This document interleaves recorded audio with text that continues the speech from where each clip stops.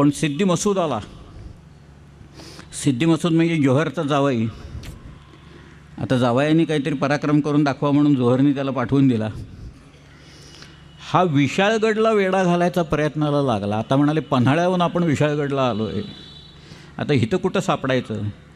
मग शिवाजी राजांची परवानगी घेऊन बाजीप्रभू वरनं उतरला, खाली विशाळगडावरनं खाली उतरला आणि विशाळगडच्या पायथ्याशी लढाई झाली. त्याच्यात सिद्दी मसूदचा पराभव झाला आणि त्याच्यात बाजीप्रभू त्या लढाईत पडला. तिथं खिंड आहे बारकी, अगदी छोटीशी खिंड आहे विशाळगड आणि मेनलँडच्यापासून.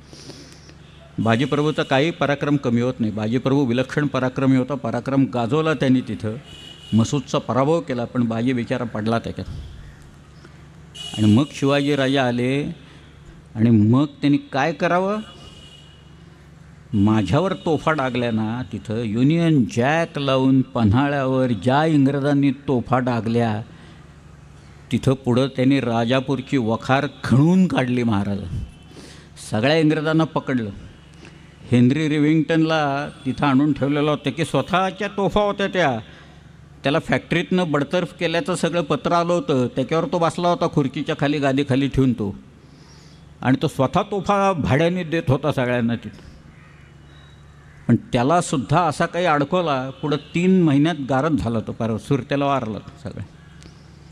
मुगाच्या डाळीचे खिचडे खाऊन काय होणार शेवटी यांचं सगळे, तिथं वारला तो त्याच्यात. पण हे सगळं जे आहे ते काही सामान्य राजकारण नाही आहे.